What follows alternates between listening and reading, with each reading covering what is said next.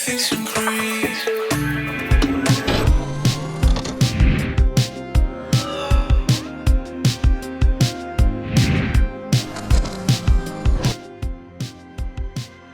Good morning, everyone, and welcome to Cornerstone Commentary presented by University of Kentucky Federal Credit Union. Here on the University of Kentucky Switch channel, every first Thursday of the month, we host someone in the games industry where we invite them on and I ask them silly questions. Today, I'm joined with a co-host of Nathan Stevens. Hello. And he's here. And today we have the lovely pleasure of speaking with someone who had a very influential part on my childhood. Ladies and gentlemen, Tom Kalinske. Tom, how are you doing today? I'm doing fine, and I'm happy to be with you guys. Looking forward to it. I'm happy you're here. It's an honor to speak to you. So just a little bit of background for the folks at home. Just give a quick 30-minute synopsis of who you are and what you've done. I'm a lot of was once. I was once in my youth with Mattel, and I ended up as co-CEO of Mattel. And I ended up buying Matchbox toys with a friend of mine out of Hong Kong when Matchbox was in receivership. So I was CEO of Matchbox. And then I became CEO of Sega of America, and was there for 6 years, from 1990 to 1996. Then I joined with Mike Milken and Larry Ellison, and we formed an education company using technology to improve education. One of our companies, we did 36 companies over 9 years, and we're involved with 36 companies. We either bought them or started them. And one that we bought was Leapfrog when it was doing $3 million, and we grew it to $680 million in educational toys. And then basically we sold a lot of it off, and I'm now on a couple boards, and I'm chairman of something called Mixed Dimensions, which, by the way, in a way is in the video game business, because our technology allows you to 3D print characters that you create, avatars you create, spaceships that you create in video games. You click on it, and we will print it. Send it to us. We will do a 3D print of what that model or that warrior that you created, and we do it in various sizes and full color. We have very advanced 3D printing technology. Wow, that is a stacked resume that I only knew about. I knew about your time at Matchbox, your time at Sega, but I didn't, and a little bit of Leapfrog, but I didn't realize it was that impressively stacked. I guess just to start off, talk about how you got started with, I guess, first off, with your time at Mattel. Like, how did you end up there of all places? Oh my gosh. Well, that's kind of an interesting story because I left one thing out. But when I graduated from University of Arizona's Graduate School of Business, and I went to undergrad at Wisconsin, and I started my graduate work there, but this was during the Vietnam years, and they were drafting us out of graduate schools. So I didn't want to be drafted. I wanted to join and have some say about my military career. So I joined an Army armor unit in Tucson, Arizona, and became a tanker. Went to Fort Knox Tank School, went to Fort Irwin Desert Warfare School, and ended up graduating from University of Arizona with my master's degree. And I was hired by J. Walter Thompson in New York City. And I went back to New York City, and I worked in a small group that created new products for existing clients. And one of the products we created was Flintstones vitamins. Mm-hmm. And so, and Flintstones became a huge hit. Yabba dabba doo, Flintstones vitamins are good to chew. And anyway, it became the number one vitamin in the United States, and I think it still is today, by the way, which is kind of amazing. But the long story short, in 1970, the Senate had a subcommittee investigating children's advertising. And they were after the sugared cereal guys, after Kellogg's and General Mills, and after the candy bar guys. And for some reason, they came after us at Flintstones because we were advertising children's vitamins. And at a Senate subcommittee hearing where Mattel was represented and Hasbro was represented and Ideal Toys was represented, Senator Margaret Chase Smith pointed her finger at me and said, "So, Mr. Kalinske, you think selling drugs to children is a good idea?" And I said, "Well, Senator, I'm sure that you know Flintstones is actually a nutritional product, and mothers are so thankful that they're able to give their child a nutritional supplement because they can't get their kids to eat vegetables and fruits and things that they should eat no matter how they try. And so they're so thankful that we made Flintstones vitamins. Let me read a letter to you, Senator." So I read a letter from a mom who basically said that, "Thank you. Now I feel good about my child's upbringing." And then I said, "Senator, and I have 500 more letters. Would you like me to read the rest of them too?"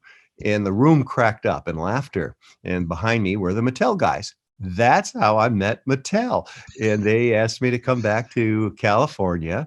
And I interviewed for a job and I became the product manager on preschool toys initially, and later worked on Barbie and Hot Wheels and He-Man and Masters of the Universe, and rose up to becoming president of the company.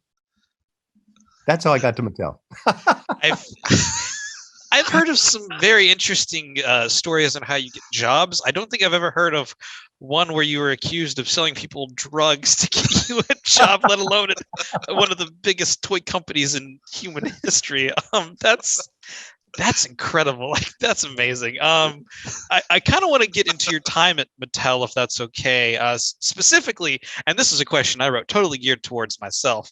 I am a Hot Wheels collector, and I just want to ask, what was it like to be a part of that team and just be a part of that process and create new stuff and help market that? Because Hot Wheels I have a massive wall of them at home that just they collect dust now, but I love them dearly. So I just want to ask, what was it like to be a part of that team and just Mattel in general and their whole entire toy division?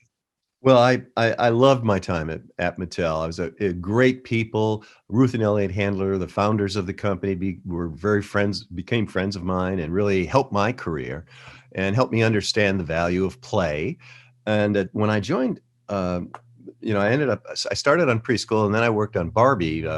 Barbie had a down year in 1972, and I was there in 1973. Ruth Handler came into my cubicle and said, "Tom, Barbie sales declined last year.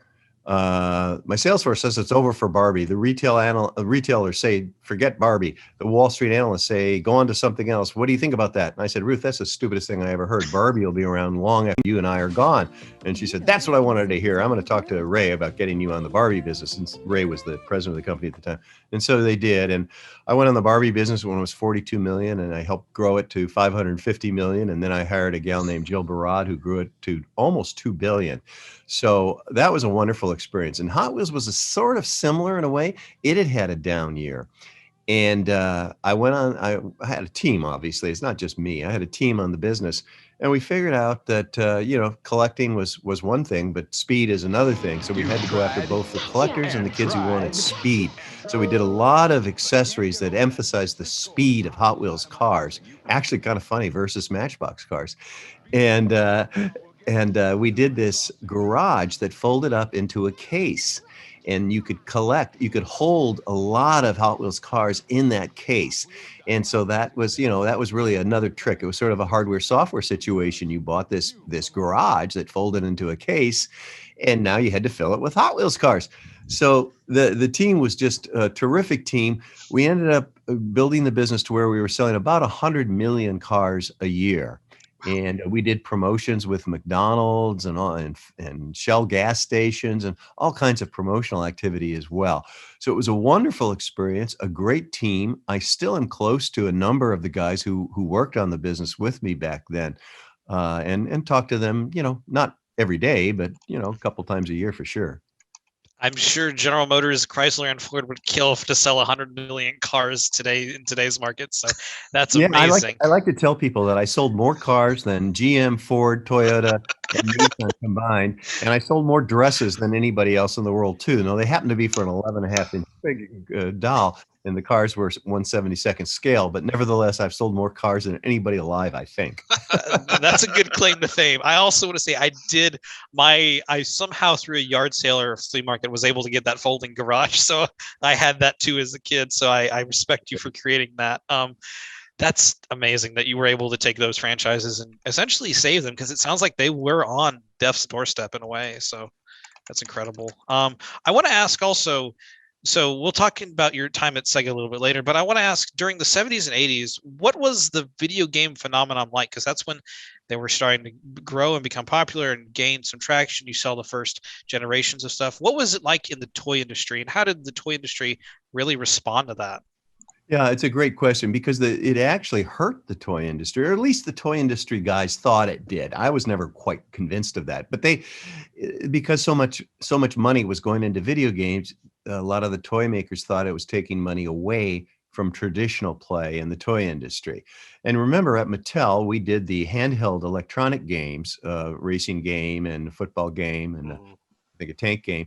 And we actually initially marketed those for Father's Day for fathers, but of course the kids really liked them. And that same group of guys, in the toy division, created Intellivision to compete with Atari.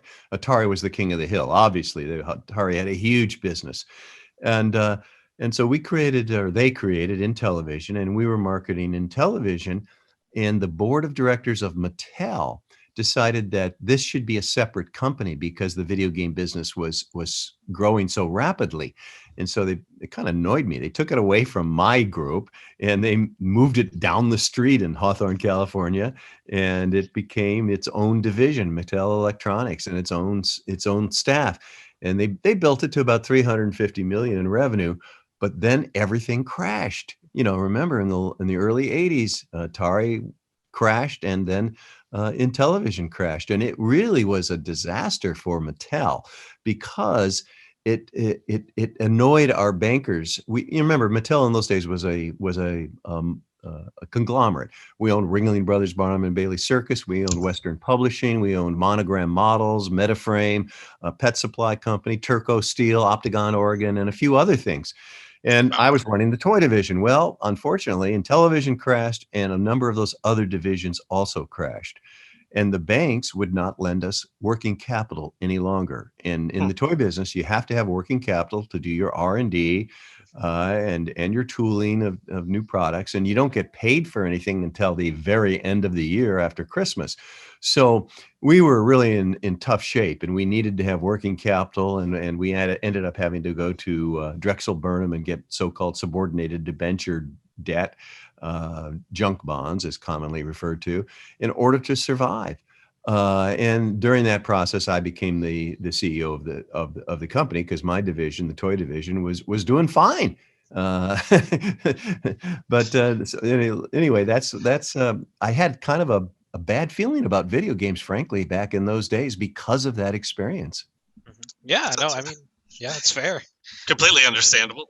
Yeah, no, I mean, that's when something comes on your turf and attacks, you're going to feel a negative way towards it. So I fully understand for that. Sure. So that kind of answers my question, but I'm going to ask it anyway. What was the toy industry's attitude towards video games at that time? Well, at Mattel, we were really annoyed because it literally almost put us into bankruptcy. Now, the rest of the toy industry, frankly, was delighted when the video game industry collapsed. The Hasbro guys were dancing in the street. They didn't have to worry about all those dollars going into video games. It could come back in their thinking was it would come back into toys. Again, as I said, I was never really sure it was that direct of a competitor. But in any case, that's the feeling they had. Okay, I can just imagine the animosity of people in that time just towards games as a general whole. So I want to ask, though, you personally, when was the moment, or what was the moment really, that you kind of, the light bulb moment, like it went off and you were like, this is going to be a big deal, like video games are going to be bigger than anything that I could ever even begin to think about? Well, I saw how much people enjoyed playing them, and also remember it did help extend the age range of play a little bit. But people were stopping to playing with toys at about age 9 back then, and so video games were picking up the playful experience at that time.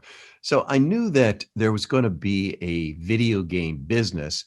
When it all crashed, it was very confusing to me because it just was a disaster how fast it crashed, and the same with Intellivision. But I had this feeling that this wasn't the end of the video game industry. And of course, Nintendo proved that it wasn't. They were brave enough to quickly bring back a 8-bit system, the NES, and build it very, very rapidly. And when I was at Matchbox, I could see Nintendo growing rapidly, and actually Sega had introduced their Master System. And I was asked by the chairman of Sega, I was at the time CEO of Matchbox, if I would handle the distribution of the Master System in Europe, because Matchbox had great distribution in Europe, every country, Germany, France, Italy, Spain, you name it. And I turned him down because I didn't think the Master System was different enough from the NES. And so, I was convinced that this was going to be a big market, though. Mm-hmm. Okay, yeah, I mean, that makes sense. I'm amazed. So that kind of leads into my next thing of you turned down the offer from Sega.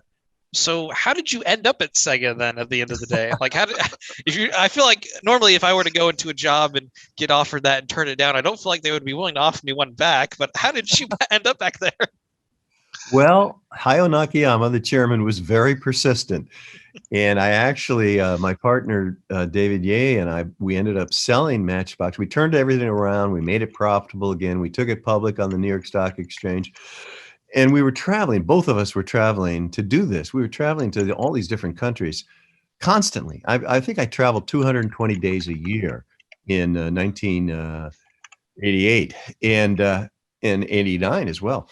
And so I was exhausted from doing that, flying around the world, literally. I would leave on a Monday and I wouldn't come back for a month. And I didn't see my family or my kids. And so we decided to sell the company. We ended up selling to Tyco. And I was lying on a beach in Hawaii on vacation with my family, relaxing. And along comes this guy in a suit in Maui, and it's Hayao Nakayama. You talk about persistent. And he said, I said, what are you doing here? He said, I'm looking for you. and he had found out from my assistant that what hotel I was at, and he literally came to visit. And I said, well, why? And he said, I want you to come to Japan with me and look at a new technology, 16-bit video game technology. And I want you to come and see a handheld game that has a color screen instead of a black and white screen. And I think you're going to like it. And I said, well, I'm on vacation. And my little daughter, I have 6 children. My daughter, at the time was 6 years old. And she said, Daddy, he came all the way from Japan. You have to go back with him. And so I did. I flew back to Japan. And he was right, of course. I was amazed at what 16-bit technology looked like. You got to remember, I was used to Atari and Intellivision, graphics. And all of a sudden I see 16-bit. Oh my gosh, this is unbelievable. And then also the color LCD screen handheld game, which became Game Gear, was much better than Game Boy. So he hooked me. He sunk that hook in me, and I was very, very impressed. I thought, with these two products, we can take on Nintendo, which at the time had a 95% or 98% share of the market. Amazing. And can I ask what year was that he showed up on the beach in a suit? It was late 1989. Okay. That I just wanted to make sure because that leads into like my next topic. What was it like to say we can take on Nintendo because they had such a strong stranglehold on the market, like we talked about? I mean, they did help rebuild the Western games industry, but what was it like to say we are going to take on what they have done? Like, what was that like, and what were those first few months there like when you were developing like your game plan to go head to head? Well, I thought we could take them on because of these great products.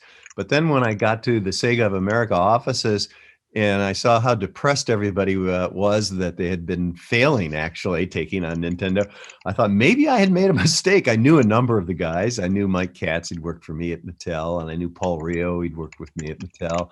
And Al Nilsson, actually, I knew he had been a buyer at Penny's, and I knew him from those days. But they weren't doing anything right. They had a terrible reputation. They weren't able to get product on time. They weren't able to ship on time. They weren't living up to their advertising commitments. I traveled around the US and visited all of retail. Remember, there was no internet. So I visited all of retail America, and I got the same story everywhere I went. You guys are no good. You don't live up to your commitments. You don't do things on time. We don't really think we should support you. And so I had to do something dramatic. And I went back to here in California, and I said, okay, we're going to develop a plan. Here's what we're going to do. We're going to lower the price of the hardware. We're going to put in the best game that's coming along that we can, which it looked like it was going to be Sonic the Hedgehog. And we're going to take on Nintendo in advertising. We're going to position them as the little kid's toy. We're going to position Sega Genesis as the cool teenage, college age male product. We're going to do lots of sports products, and we're going to get our third-party licensees to do sports products and RPGs and strategy games that appeal to an older audience. And we're going to develop a lot more products here in the United States, not just depend on Sega Japan for products. And my team got all excited about that. And of course, then we went to Japan and we said, that's what we're going to do. And they said, what are you, out of your mind? You can't take on Nintendo and advertising. Why should we let you develop more products in the US? You haven't done anything right in the US yet. And so it was a hard sell. But again, to Nakayama's credit, he ended up, after I'd made this presentation in the boardroom to the entire board and senior management of Sega Japan, he said, nobody in this room agrees with anything you said. And he kicked over a chair and started to walk out of the room. I thought, well, that's the shortest career anybody ever had. But he turned at the door and he said, but when I hired you, you said to me, you have to be able to make the decisions for the Western world. And I agreed. So go ahead and do what you just proposed. And that's why we went ahead and did all those things I said, and more, and a lot more. And it worked. We quickly rose in sales, and frankly, we ended up passing Nintendo in share of market by 1993. Mm-hmm. Amazing. What an amazing comeback. I do want to, you kind of hinted at it. I wanted to talk a little bit about the marketing side of your time starting off with Sega in the early 90s. Specifically, something that Nathan had showed me years ago that still to this day, when I'm walking around on the street, I'll get caught in my head. It's the Genesis does what Nintendo don't marketing campaign and the little jingle. I have to ask, whose idea was that? And like, just what was the idea behind making that? Because it's such a like catchy little commercial that I have essentially burned into my brain now forever. Even though I don't own a Genesis, and it's also 2021. Whose idea was behind that? I really want to know. You know, it's so hard for me to remember specifically a single individual, but I do believe it came out of the marketing group working with the advertising agency. And I would give most of the credit for that to Al Nielsen, who, by the way, lives in Texas now. And I talk to Al probably every week. I mean, we're always communicating, messaging back and forth and emailing back and forth and calling on the phone to each other. We're very close friends. And I would give him working with the advertising agency, the credit for that. Awesome. That's something I know that's still to this day. Like every time I think about the Genesis, that's the first thing I go to is Genesis does what Nintendo, and that's just something that I'll carry with me to my grave, I guess. At this point, I know our producer Alex Cuttagene, he and I were talking about it yesterday in the original like trailer that aired with that, and just how like nostalgic and how important that was in such a marketing campaign aspect. So it's definitely something that's lasted the test of time. I want to also ask, so this is something I actually just learned yesterday from Nathan himself, the Sega yell. Where did that come from? The famous Sega, and I learned that there's also a second one. So yeah, the second one was much more aggressive. It was Sega. Yes. And that one was developed by, again, the agency at the time was Goodby Silverstein here in San Francisco. And I think Jeff Goodby came up with that. And we used it, as you know, at the end of every commercial, we'd have either the main character in the commercial yelling Sega or an actor in the commercial. And it became, really everybody was using it, that and the welcome to the next level. Mm-hmm. And I knew we had hit a home run when I was picking up my kids from school one day, and all these kids came running up to the car. They knew I worked for Sega, and they all yelled Sega.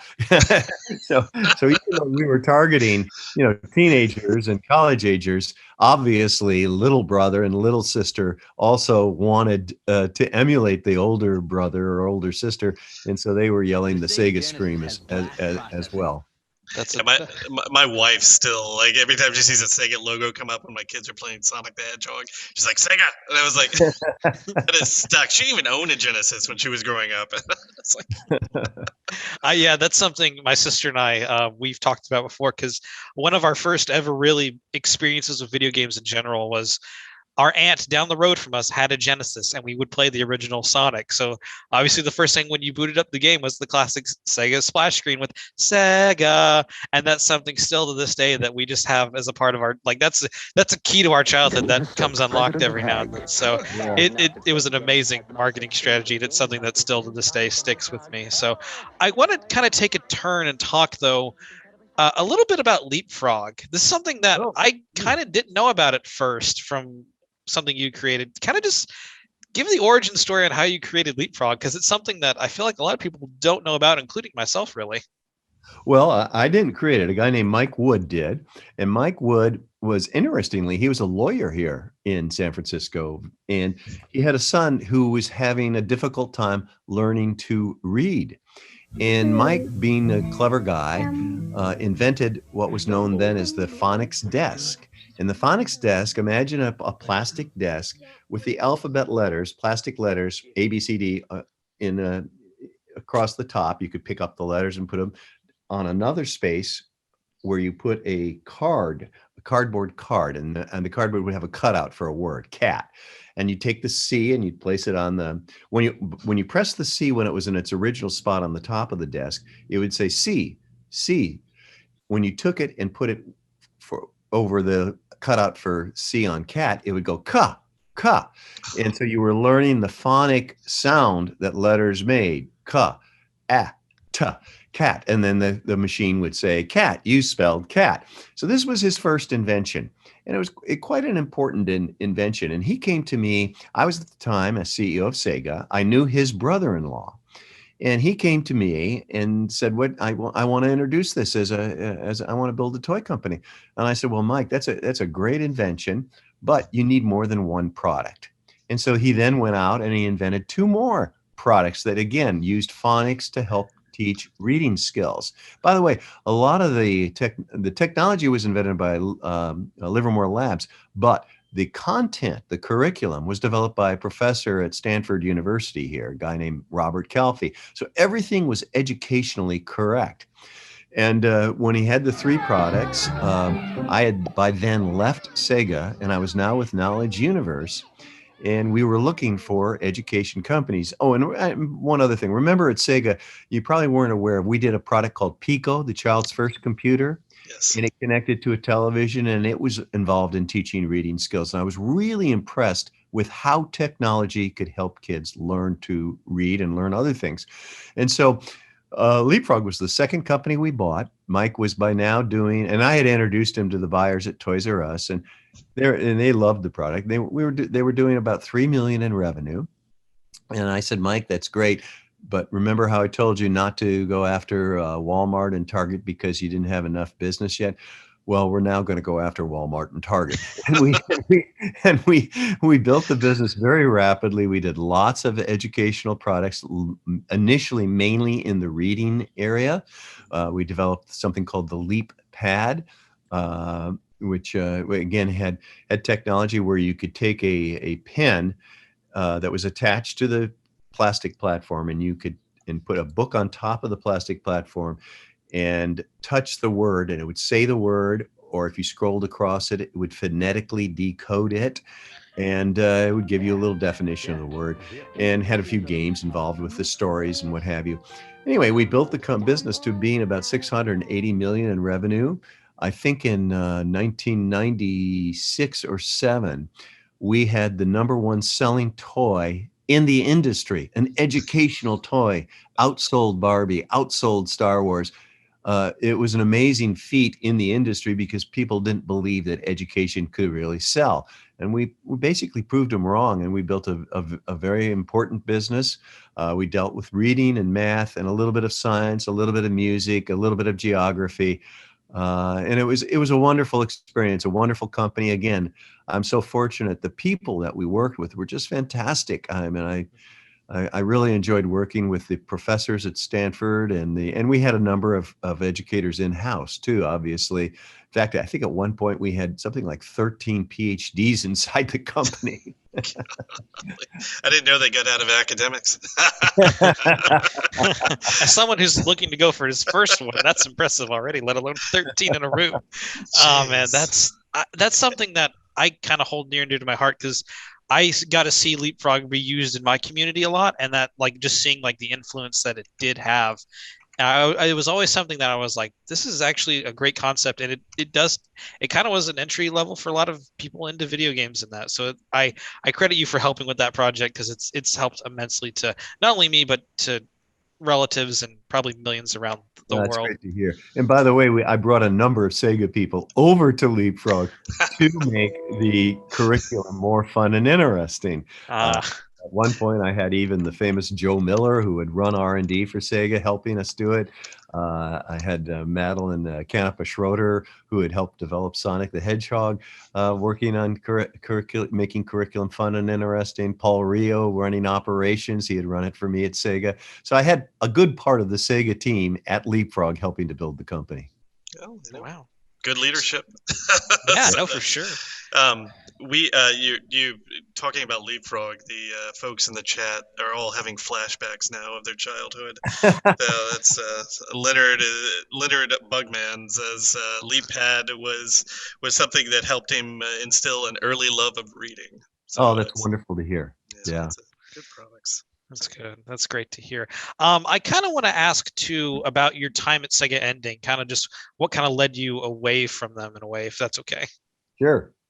So kind of just you have everything launched, everything goes well, you start to help rebuild the Western market. Kind of just why did you want to leave, I guess is the best way to put it. Well, it was pretty simple. It was a great ride. I was really enjoying it, and we were doing everything correctly, and we had wonderful relationships now with retailers and third party and what have you.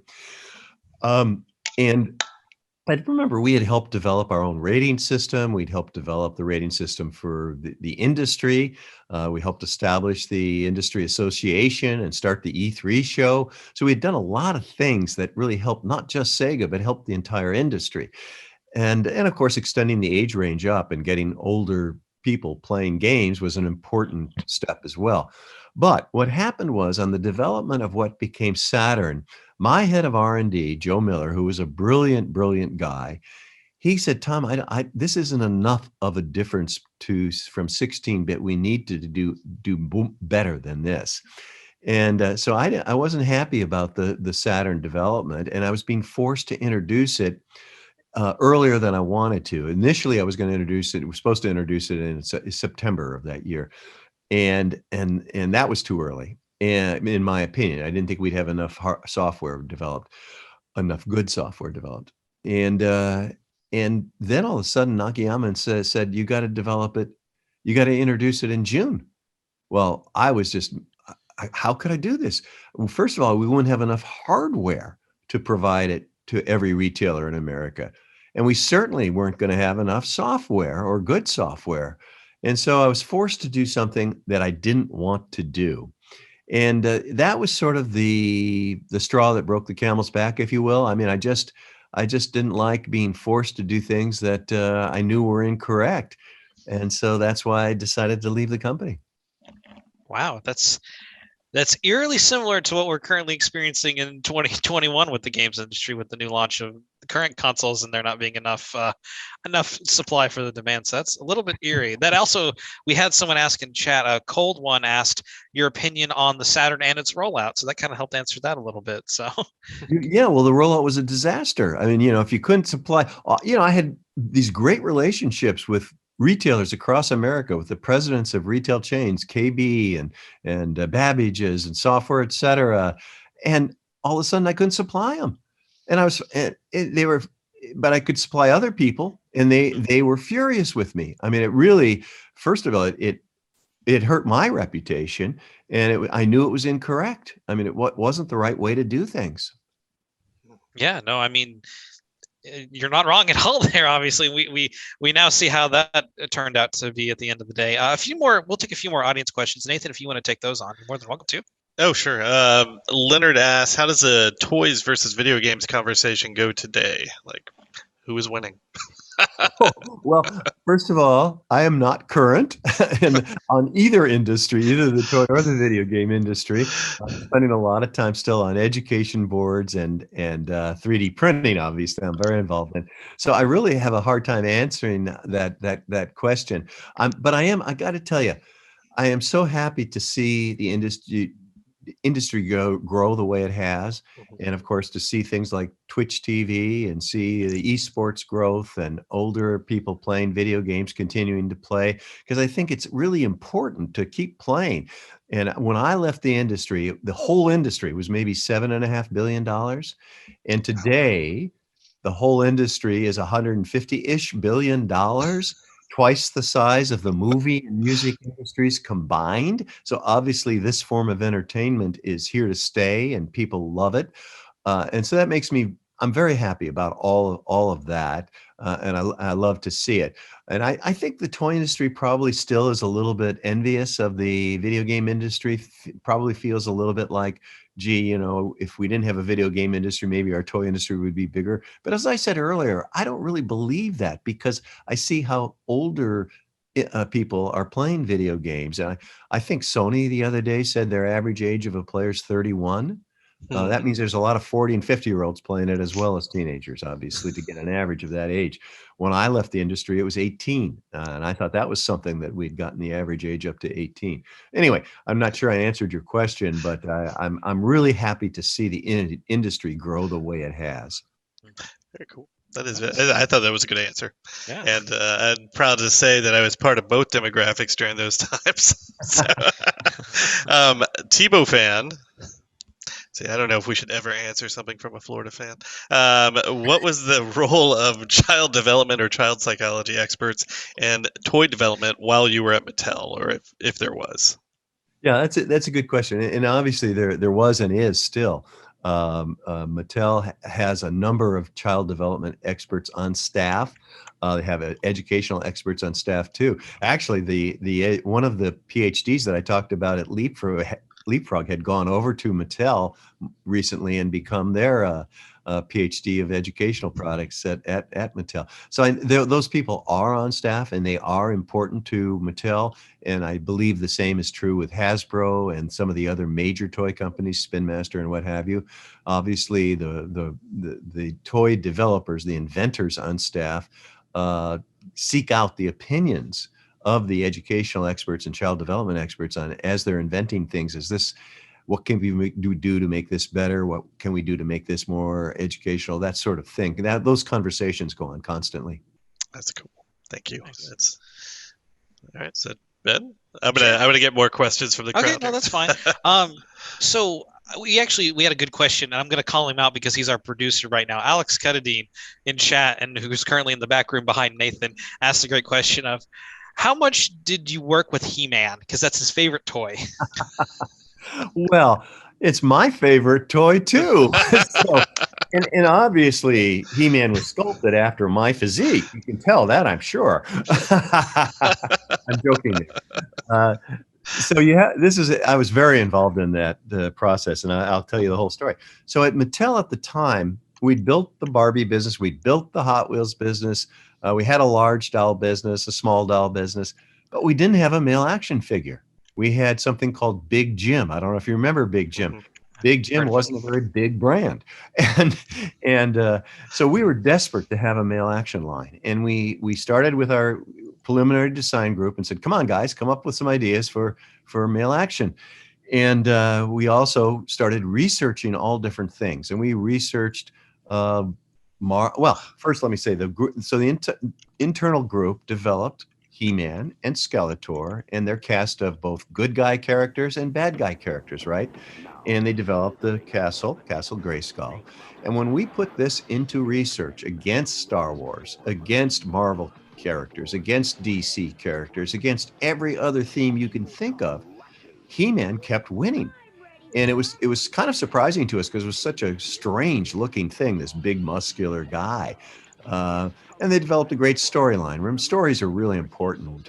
And the storyline, of course, was classic good versus evil. He-Man being good, being Prince Adam. And when he raised his sword, I have the power, he became He-Man. And he was the most powerful man in the universe. And he could take on Skeletor and the bad guys. So I was very involved in it. I loved it. And we grew it. When we launched it, it was about a $75 million brand. And the chairman of Mattel came into my office one day. By then, I was president of the toy company. And he said, well, it's nice you got a $75 million brand, but you'll never be as important to Star Wars because you don't have a TV show or a movie and you can't get one. And I said, you want to bet? And I hired a guy who was an expert in television show development named Eddie Smarden from Ogilvy and Mather. And we decided our strategy was we were going to do a deal with Filmation and with Group W Westinghouse. And Group Westinghouse had independent TV stations across the country. And our plan was if we could develop this television show and Group W would put up half of the money, and Mattel would put up half the money. We'd give it free to the TV stations, and What? in return, we'd get television advertising time, 30-second slots, right? And so we would use those. We couldn't use them to advertise He-Man, but we could use them to advertise Hot Wheels and other products, or we could sell them. Well, the show turned out to be so successful. And by the way, we had to develop a series. You have to develop 65 episodes, right? 65 half-hour episodes, a lot. So it was a $7 million investment. We put up half the money. And in return, we sold a lot of those spots. And the show rated so highly. It was such a successful show. We made a profit off the television show, which we never expected to do. And of course, it also helped propel the sales of the brand. And He-Man became a $700 million brand, second largest brand at Mattel at the time. That's nuts. I feel like every time I ask you about one of the industries you've helped, whether it be Hot Wheels or Barbie, you just basically say they didn't have a lot of money, and then they had a lot of money by the end of it. It's just the greatest.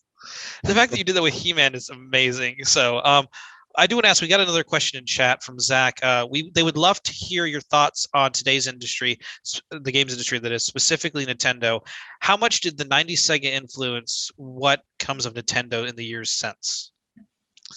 Again, I'm really not current in the industry today, and I'm certainly not current on Nintendo. I never liked Nintendo much. We were very vicious competitors, and they used to have a dartboard with my face on it in Seattle, and so I don't allow Nintendo product in the house. I have PlayStation here and Xbox somewhere.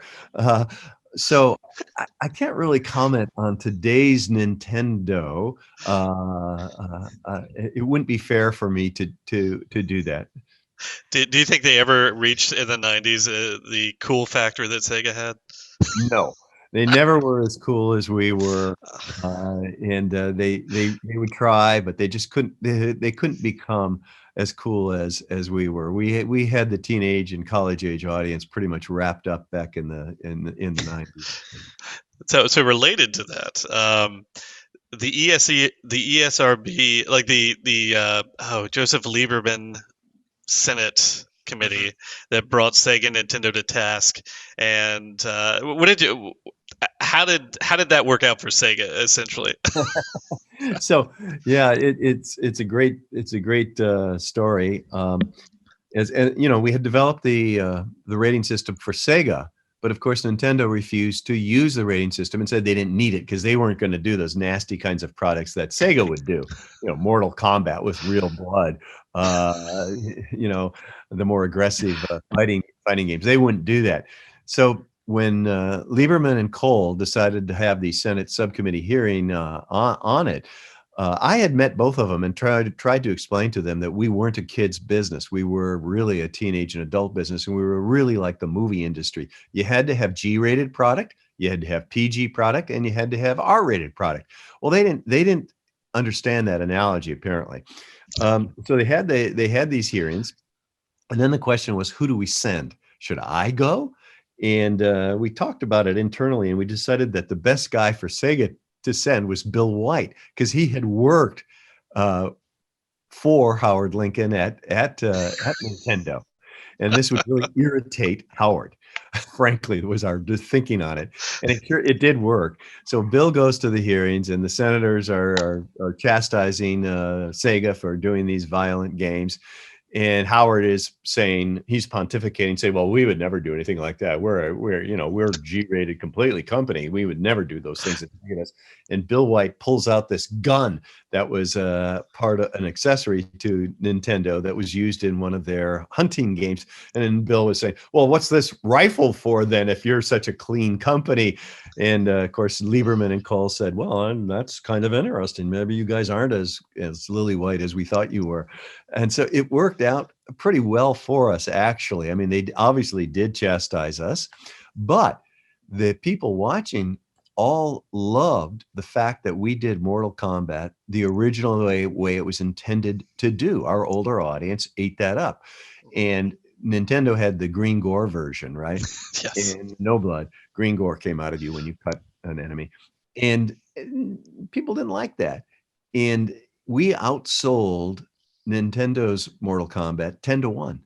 And years later, Howard said to me, "Boy, he thought that he really had us on that one, and he turned out to be. He admitted he was wrong on it, and had underestimated the power of doing the product the original way." It's proper. Yeah, I think they were two in the chat.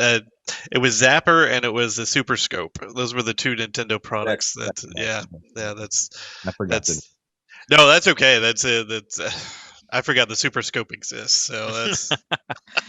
I've always wondered what that time was in Congress, like doing those trials. I've always wondered what that was like. So that's an interesting take on it for sure. So because I've seen the footage of people referencing Night Trap on the Saturn and everything, and just pulling it apart and being like, "This is horrible." I've always wondered what it was like to hear about that time. So that was a good story for sure. Well, and what was interesting to me was, while I didn't appear at the hearings, I did go back and talk to a large number of these senators. And I was quite surprised at how little they understood about the video game and toy industries. And they really thought that everyone who played a video game was 8 or 9 years old. They did not have any understanding that there was a teenage and a college age and an adult audience playing video games. They just didn't believe it. It was a very hard sell to communicate. That's so funny because the demographic back in the 70s and 80s, especially in the arcade world, it had to be older than kids. That's funny. Right, let's see here. Any more audience questions? Yeah, we have one more. What did Tom find the best approach to creating educational software to be? Great question. And it's kind of there's several different ways to go about it. And one of the ways that didn't work, I observed that it didn't work with companies, was they would create a product and then they'd say, "Okay, now let's add education to it." That doesn't work, in my opinion. What works is, what's the problem you're trying to solve? Okay, we're dealing with reading. We need to have them learn phonics. We need to have them learn CVC words. We need to have them be able to identify whole words that exist. And how do we go about that? And we would have that curriculum developed, again, in our case at Leapfrog, by these professors at Stanford University. Once we had the curriculum developed, then we'd try to make it fun and interesting. And I think that approach works better than the reverse. And I still see companies doing the reverse, unfortunately, in my opinion. And I don't think that works as well. Same thing with math. What's the problem? How are we teaching math? Well, first we have to teach numerical literacy. Then we have to deal with the basics, with adding and subtracting, and eventually move into multiplication and division. But develop the curriculum first, and then figure out how to make it fun and interesting. I mean, one of the really fun math products that we did was the Math Blaster at Leapfrog, and it came out of, again, Mike Wood, this great creator of the company. He used to use flashcards in the car with his son Matty, and he'd hold up a flashcard. Okay, 2 + 3, what does that equal? And eventually his son said, "Dad, I'm not going to get in the car with you anymore if you keep bringing out these flashcards."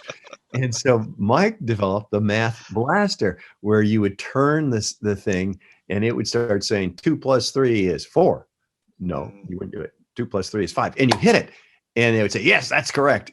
And so it made learning math fun and interesting because you were getting a reward when you had the correct answer. Anyway, long story short, that's my approach to doing educational products. That's a good structure. Yeah, no, that's you build the foundation first before you just take something and repurpose it, and that's a genius way to do it. Tom, this has been a pleasure. Or excuse me, Mr. Kalinske, this has been a pleasure. I've enjoyed this. I do have one final question. I have a couple final questions personally. What does it mean to you now, having been out of the industries and not being up to date with them? But what does it mean to you to have created such amazing and lifelong franchises like Sonic, like Hot Wheels, like Barbie, like He-Man? Like, what does it mean to you to have created these brands and these characters? And what does it mean to you to help have had them bring joy to millions around the world? Like, what does that mean to just you personally? Well, first of all, it isn't just me. And I always say, I mean, I have been so fortunate. It's the team of people that I worked with. In every one of those instances, it was a group of people that did all these things. And I was just kind of the guy cheering them on and leading them. And I get way too much credit. But on the other hand, I am so proud to have been part of that process. And when I think back on it, these brands that have lasted 30, 40 years, whether or more, in the case of Barbie, obviously, but uh, to have them been part of helping build them and seeing them still exist. Flintstones, Barbie, Hot Wheels, He-Man, Matchbox, Sonic the Hedgehog. My gosh, here we are. We're on Sonic's 30th birthday. So, I'm just very proud, and I'm proud of my team, and I'm proud that they've all been successful.